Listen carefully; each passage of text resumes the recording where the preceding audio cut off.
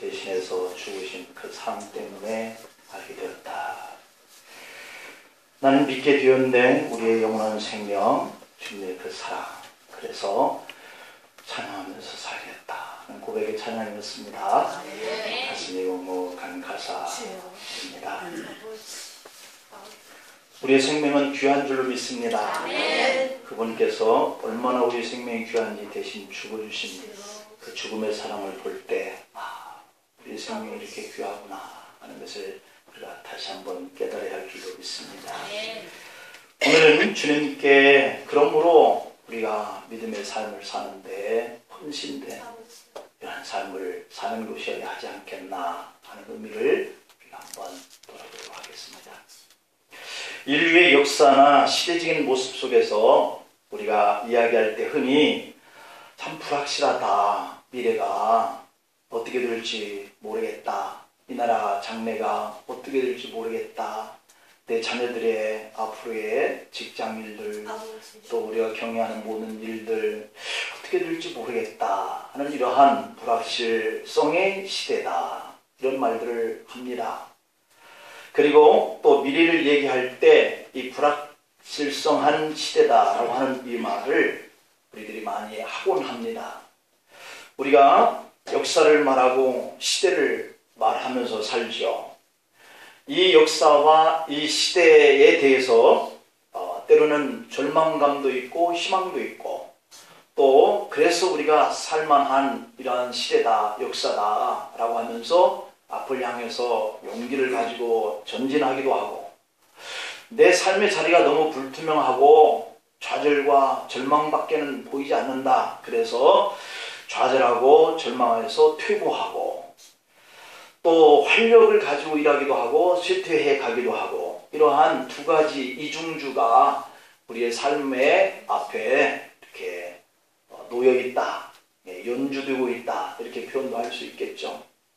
바로 이러한 세계 속에서 사람들은 그 방향을 잃기도 하고 또 표류하기도 하고, 또 내가 가야 할 길이다 라고 생각하면서 이렇게 담대히 살아가기도 하는 이러한 두 갈래의 모습을 우리가 병행해서 사는데요. 오늘 하나님의 말씀인 이 사도행전 20장의 31절부터 38절 말씀을 보면 이렇게 미래가 불확실한데 이 에베소 교회를 향하여서 사도 바울은 그런 거로 우리가 헌신된 그러한 믿음의 길을 가야 하지 않겠나 하는 것을 교훈하고 있는 것이죠. 우리가 세상이 좌절과 우리가 낙심하고 절망감이 있는 이런 환경이 될 수는 이런 환경일 때마다 우리가 믿음을 가졌기 때문에 우리는 더 담대한 그런 믿음을 결단하고 나가야 할 줄로 믿습니다. 가나안 땅의 12지파가 함께 한 사람씩 뽑아진 사람들이 정탐으로 갔다 돌아온 10명과 2명의 결과와 같은 것이죠. 똑같은 가나안 땅을 바라보고 똑같이 동행해서 그 현장을 보고 돌아온 이 사람들의 생각은 이렇게 다양한 거죠. 10명은 우리는 그들의 메뚜기 존재밖에 안 된다라고 하는 것 때문에 두려운 거죠. 그러나 두 사람은 그러나 그 말은 맞지만 하나님이 우리와 함께 해주신다고 한다면 그들은 우리의 밥이 될 수도 있다, 이렇게 보는 견지인 거죠. 같은 상황이고 같은 환경이고 같이 보고 왔던 사람들의 고백되어지는 삶의 모습은 우리가 오늘 이 하루하루 사는 이런 현장에서 느껴지는 그러한 환경을 보고 고백되어지는 믿음의 다양성이다 라고 이렇게 표현할 수가 있겠습니다. 그런데 오늘 이 말씀 속에는 하나님의 교회에 헌신된 세 가지의 모습이 비춰지고 있습니다. 우리가 그리스도인이다 이렇게 표현을 합니다. 그런데 이 그리스도인들이 누구냐면 선택받은 자다라고 하는 거예요. 부름받은 자다라고 하는 거예요. 그래서 사명을 받은 자라는 거죠. 그렇기 때문에 우리가 하나님 앞에 헌신된 삶을 살아야 한다는 거죠. 그래서 오늘 이 본문 속에서 이 세 가지 하나님의 선택되고 부름을 받은 사명을 받은 자의 혹은 헌신된 자의 모습을 보면 하나는 목회 중심에 서 있는 바울의 모습이고 또 하나는 그를 둘러싸고 있는 장로의 모습이고 또 하나의 모습은 그들을 돕는 성도들의 모습이다 라고 하는 거예요. 저는 오늘 이 말씀 속에서 교회의 헌신자된 이 바울의 고백적인 입장 속에서 교회에 헌신된 믿음의 사람들의 삶의 모습은 어떠해야 할 것인가 하는 것을 한번 다뤄보고 싶은 거예요. 오늘 19절 말씀을 이렇게 한번 보면은 그렇게 표현되어 있습니다. 19절쯤에 올라가서 보면은 곧 모든 겸손과 눈물이며 유대인의 간계로 말미암아 당한 시험을 참고 주를 섬긴 것과 이렇게 표현을 하고 있어요. 이 19절 말씀 속에서 하나님의 교회에 헌신된 사람들이 가져야 하는 가장 기본적인 모습이 무엇이어야 하느냐 이 말씀을 주고 있는데요. 그 말씀은 겸손과 눈물이다 이렇게 말씀하고 있습니다. 겸손하면 하나님 앞에 엎드릴 수밖에 없고 하나님 앞에 엎드리는 자에게 하나님이 주시는 것은 눈물이다 라고 하는 것이거든요. 엎드려서 조용히 기도하다 보면 눈물이 나와요. 그 모습이야말로 하나님 앞에 겸손된 신앙인의 모습이 아닌가. 그리고 29절 말씀을 보면 이렇게 표현합니다. 내가 떠난 후에 사나운 이리가 여러분들에게 들어와서 그 양떼를 아끼지 아니하며 라고 이렇게 표현하고 있어요. 그리고 31절에 보면 그러므로 여러분이 일깨어 내가 3년이나 밤낮 쉬지 않고 눈물로 각 사람을 훈계하는 것을 기억하라 이렇게 말씀하고 있죠. 예수님도 나는 마음이 온유하고 겸손하다 이렇게 표현을 했습니다. 이 겸손과 이 눈물이라고 하는 것은 하나님의 사람으로 하나님을 섬기고 교회를 섬겨 가다 보면 눈물이 나올 수밖에 없는 그런 환경을 만나게 되는 거죠. 그래서 헌신된 자가 흘리는 이 눈물은 힘있고 호소력이 있는 거예요. 그리고 자신의 가슴을 여는 뜨거운 열정이 나오는 거예요. 그래서 이 뜨거움이 그의 열정을 불태워서 교회를 하나님을 섬겨가는 이 사람에게 시험이 온다 할지라도 참고 견딜 수 있게 된다는 거죠. 눈물과 겸손은 주님을 섬기는 힘이 된다는 사실입니다. 과연 우리가 얼마나 큰 겸손과 이 눈물을 우리 가슴에 품고 하나님 앞에 믿음의 길을 가는 사람들인지 우리가 생각해 보면 바울에게 참 배울 점이 많다라고 하는 것을 깨닫습니다. 그래서 바울은 힘들 때마다 겸손하게 하나님 앞에 기도하면서 눈물을 흘렸다 이렇게 우리에게 가르쳐주고 있습니다. 여러분, 믿음을 가진 사람이 세상에 자연인들과 살아가는 이런 과정 속에서 만나는 부대낌, 또 내 계획과 방법대로 잘 되지 아니하는 이런 환경 앞에서 그럼에도 불구하고 믿음을 나타내려고 애쓸 때 흘릴 수밖에 없는 그러한 눈물 있는 것이에요.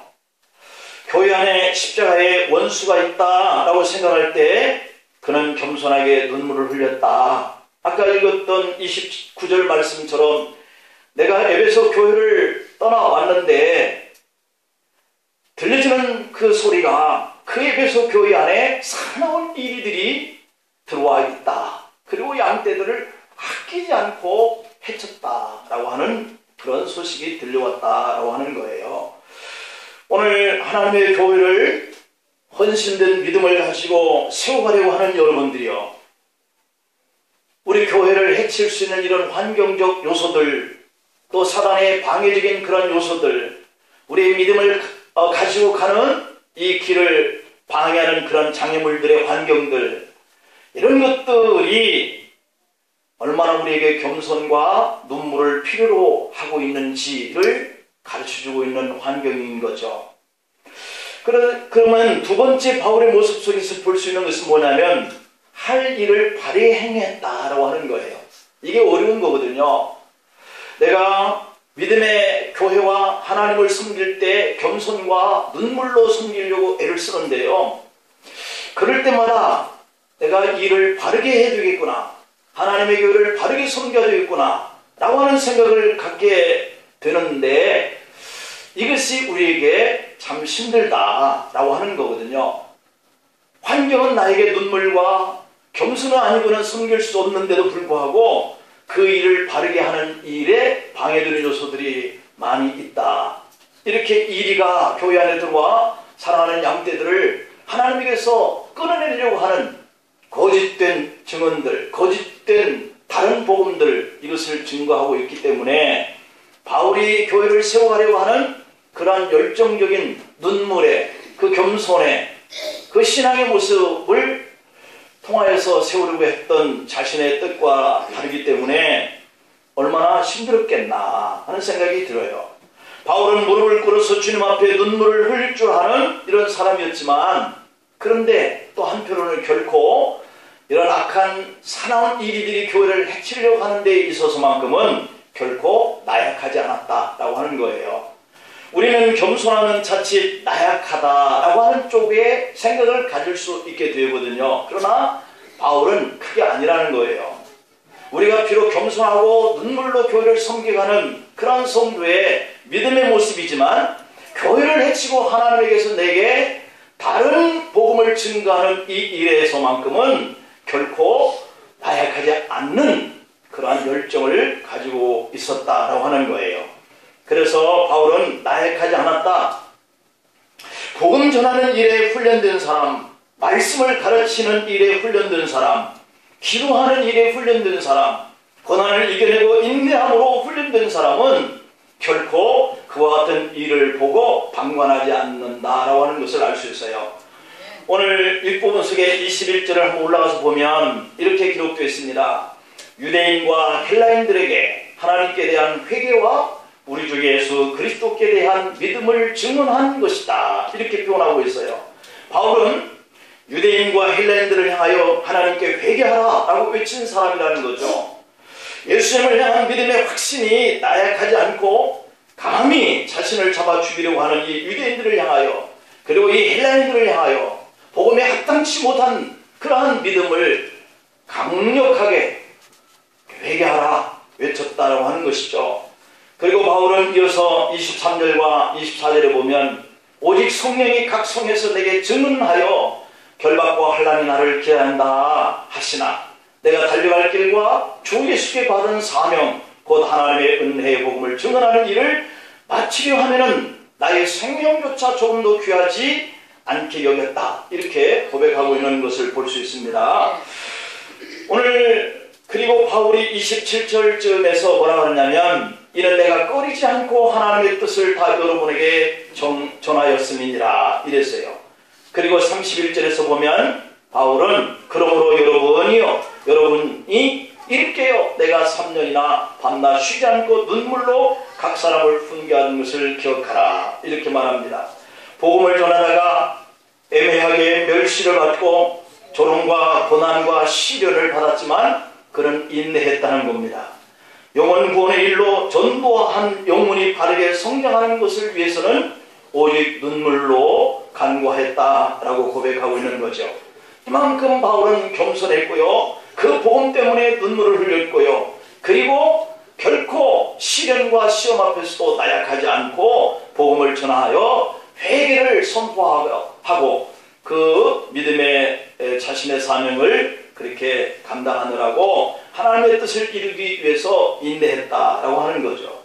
바울은 하나님의 뜻을 이루는 복음 전하기 위해서는 자신을 결박하는 그런 환난이 기다리고 있다고 하는 이 사실을 알면서도 자신이 그 말씀을 전해야 했고 가르쳐야 했고 훈계해야 했던 그 일을 분명하게 증거하고 있는 거죠. 하나님의 사람으로서 해야 할 일을 마땅히 한 것입니다.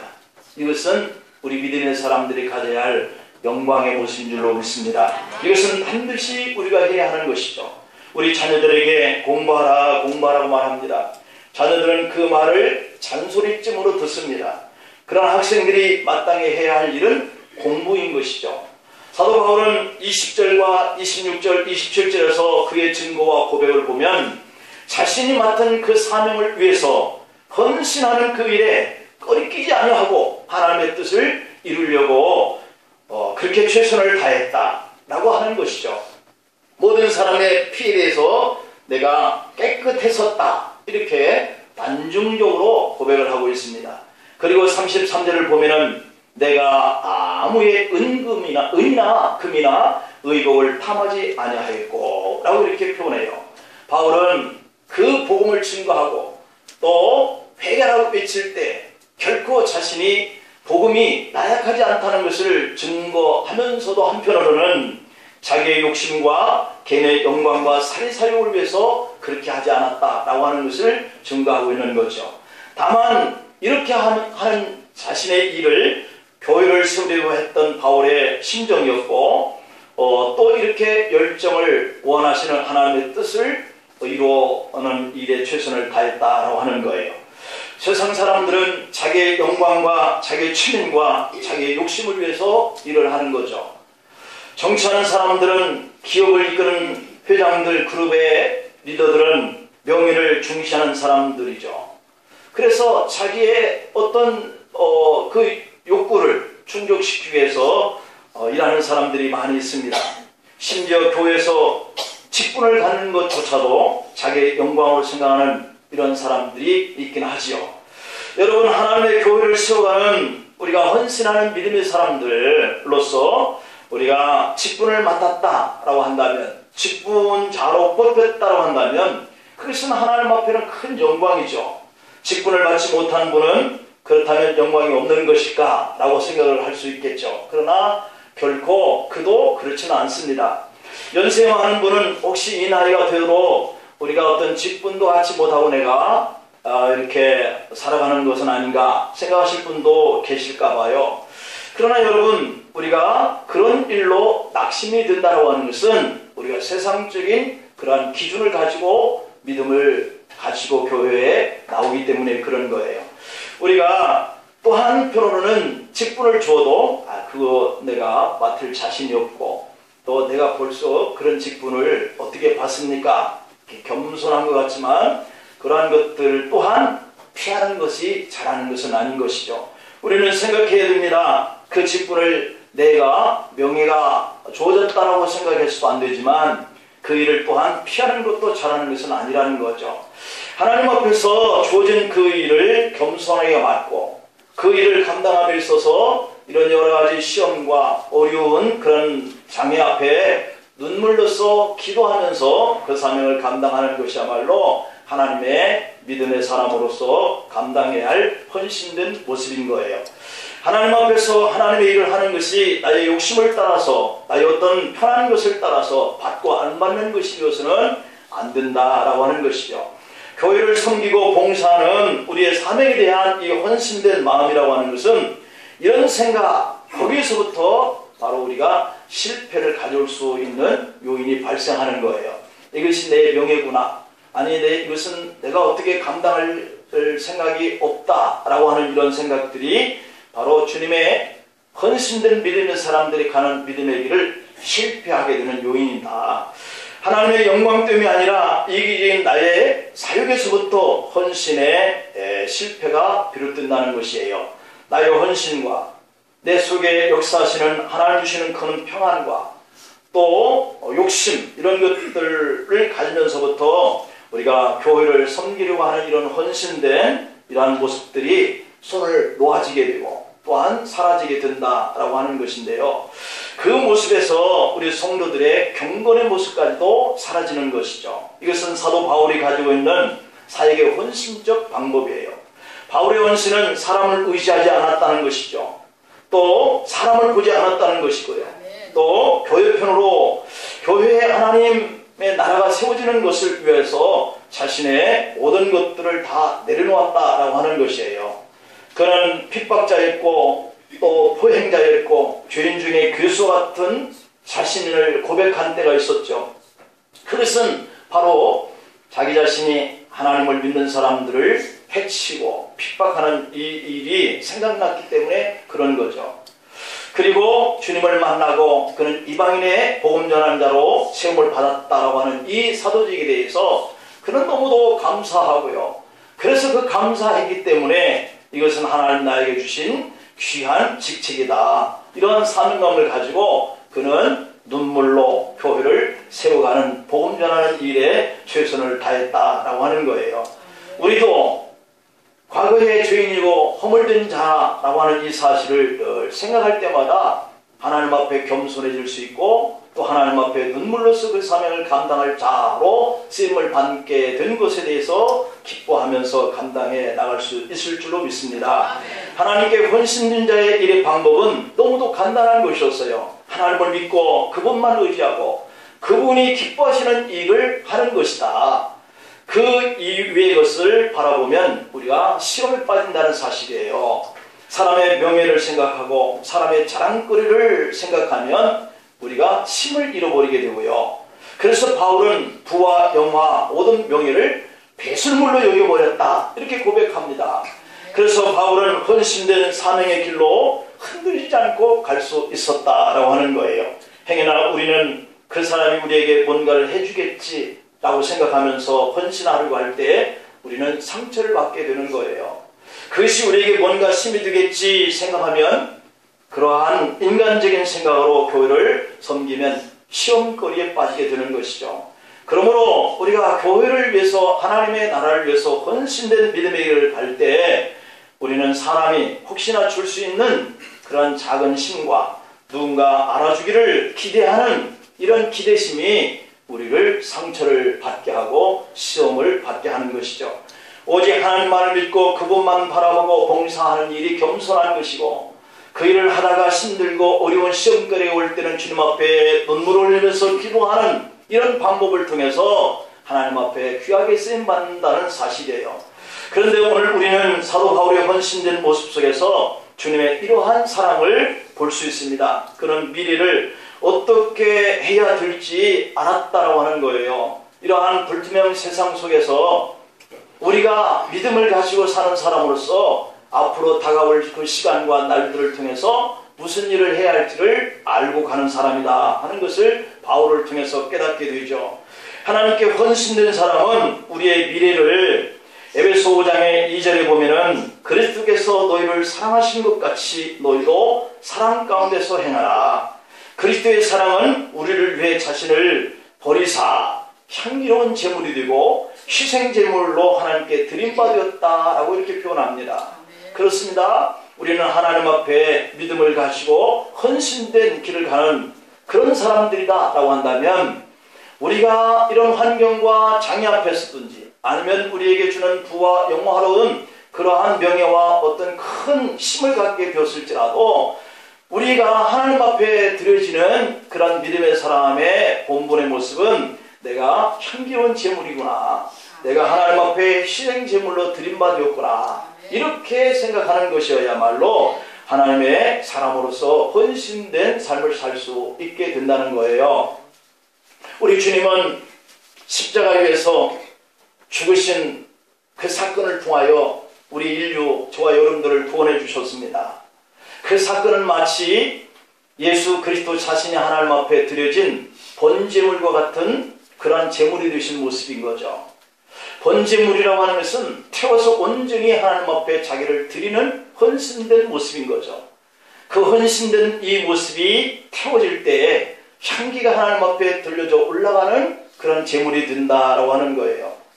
그래서 우리가 믿음을 가지고 하나님의 교회와 하나님 나라를 세워가는 이러한 헌신된 삶을 살아가는 이 방향은 바로 이와 같습니다. 겸손과 눈물의 모습인데 그것이 마치 주님이 하나님 앞에 드려진 번제물로 희생되어진 제물이 되는 것이고 향기로운 그런 제물로 하나님 앞에 올려드리는 모습의 헌신된 모습인 거예요. 바울이 에베소 교회를 떠나면서 에베소 교회의 미래를 생각해 보았습니다. 그러나 에베소 교회의 미래는 결코 순탄치 않았다. 왜냐하면 사나운 이리가 교회에 들어와서 그 양떼를 해치는 이런 일들이 일어났기 때문이에요. 그래서 29절과 30절에서 에베소 교회의 미래를 이렇게 표현했었죠. 내가 떠난 후에 흉악한 이러한 이리가, 사나운 이리가 들어와서 양떼를 아끼지 않고 해쳤다는 것이죠. 그래서 또한 너희 중에, 여러분 중에도 제자들을 끌어 자기를 따르게 하려고 어그러진 말을 하는 사람들이 일어날 줄을 내가 아노라 이렇게 표현합니다. 이러한 자가 가만히 들어와서 한 사람의 영혼들을 해치면 그 영혼들이 또 다른 영혼들을 따라가게 되기 때문에 그 교회가 일어날 현상들은 눈에 본 듯 뻔한 일로 나타나게 된다는 것이죠. 그래서 교회를 세우는 사람들은 자기의 유익이나 또는 사람들이 자기를 보게 만드는 일을 해서는 안 된다라고 하는 것이에요. 그래서 바울이 에베소 교회를 떠난 후에 그 교회의 앞날이 어떻게 될 것인가에 대한 어느 정도 예견을 했습니다. 흉한 이러한 이리들이, 사나운 이리들이 들어와서 성도를 아끼지 아니할 것이다 라고 하는 것을 예견했고, 그 사람들이 또 사람들을, 성도들을 꿰어내서 그들을 쫓게 할 자들이 있을 것이다 라고 하는 것을 내다보는 것이죠. 하나님만 잘 믿는 사람들만 있는 것이 아니라 에베소 교회 안에는 이렇게 사나운 이리를 들어오게 방치되어지게 만들고 또 그러한 자들을 쫓게 하는 세력들이 나타나게 되어지는 이런 일들이 있을 것이다. 여러분, 이것이 무엇을 뜻하는지를 우리는 너무 익숙하게 잘 압니다. 오늘 우리 교회의 앞날을 어려운 상황이 될 것이다 라고 하는 것을 내다보게 하는 그러한 예견된 메시지예요. 불확실할 것이다 라고 하는 것에 대한 그러한 예견의 표현들입니다. 과연 이 미래를 우리가 내다보고 예견하면서 오늘 교회를 섬기고 하나님의 나라를 세워가는 우리가 앞으로 어떻게 마음을 가지고 이 교회와 하나님의 나라를 위해서 헌신된 삶을 살아야 할 것인가 하는 의미를 우리에게 가르쳐주고 있는 것이죠. 그래서 바울은 이 점에 대해서 분명하게 말합니다. 32절에 보면 지금 내가 여러분을 주와 및 그 은혜의 말씀에 부탁하노니 그 말씀이 여러분을 든든히 세우사 거룩하게 하심을 입은 모든 자 가운데 기업이 있게 하리라. 그렇게 말씀합니다.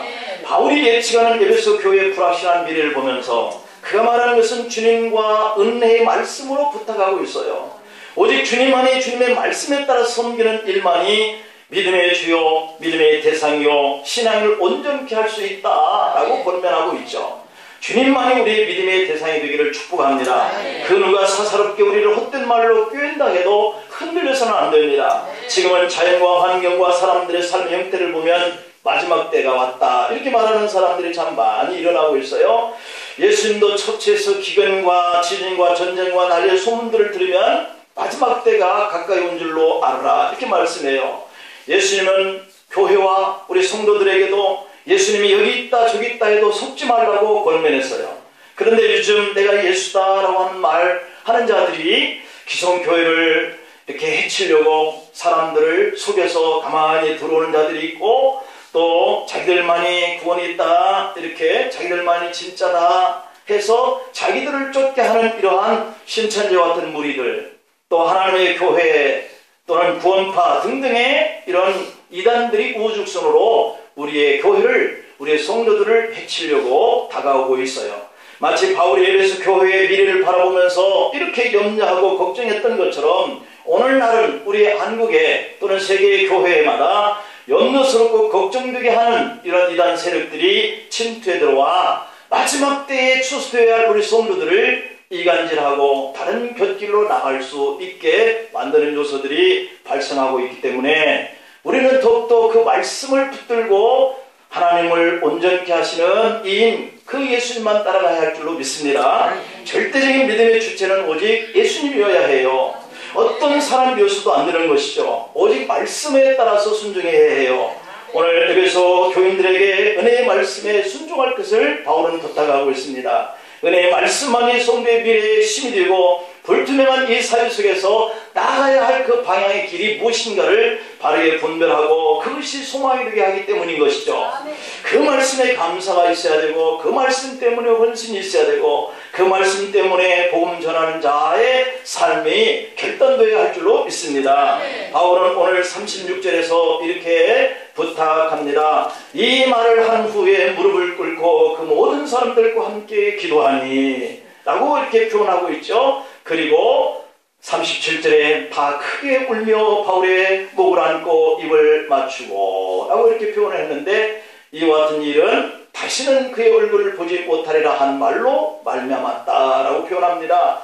비록 그들이 사악한 이리들이 들어와 바울이 전한 이 복음을 변질하고 다른 복음이 그런가 싶어서 따르고 다른 복음을 전한 자들을 따르게 하는 이런 일들이 있었지만 바울의 권면을 듣고 다시 한번 바울과 함께 무릎을 꿇고 기도하면서 바울이 이 일을 위해서 이렇게 희생하는 그 길을 가는 이러한 모습을 생각하면서 울지 아니할 수 없었다라고 하는 사실을 우리는 발견합니다. 그러므로 우리의 믿음의 헌신된 삶 속에 우리의 신앙 속에 정말 최우선적으로 필요한 것은 무엇인가 라고 하는 것이에요. 교회를 위해서 복음을 위해서 한 영혼을 위해서 함께 무릎을 꿇을 수 있는 신앙, 그리고 함께 눈물을 흘릴 수 있는 그러한 신앙을, 그리고 자신의 목숨을 죽인다라고 하는 사실을 알면서도 자신에게 주어진 사명의 길을 걸어갈 수 있는 신앙, 이것을 하나님의 영광된 신앙의 모습으로 여길 줄로 믿습니다. 기도하시겠습니다. 아버지 하나님, 저희들이 믿음을 가지고 주님이 가신 그 길, 사도 바울이 간 그 길, 눈물 없이 갈 수 없는 그 환경 앞에서 그럼에도 불구하고 더욱더 겸손하고 그럼에도 불구하고 나약하지 않고 회개하라고 복음을 외칠 수 있는 이러한 담대한 신앙과 눈물로 기도하는 신앙과 생명을 아까워하지 아니하고도 주님이 원하신다면 그 길을 갈 수 있는 신앙에 견고하게 서가기를 저희들도 또 한 번 결단해 봅니다. 아버지, 한 주 동안 주님 때문에 믿음을 가지게 되고 주님 때문에 교회를 섬기게 되고 주님 때문에 이 생명 다하여서 복음에 앞장서가는 저희들 되기를 다시 한번 결단하는 우리의 심령 속에 주의 권능과 능력과 성령의 충만한 역사가 일어나게 하셔서 결단코 우리가 붙든 이 예수 그리스도, 우리가 발견한 이 복음의 하나님의 말씀을 놓치지 아니하고 더욱 겸손하고 눈물로 기도하며 맡겨준 사명에 섬김에 헌신된 모습으로 살아갈 수 있도록 축복해 주옵소서. 예수님의 이름으로 기도하옵나이다. 아멘.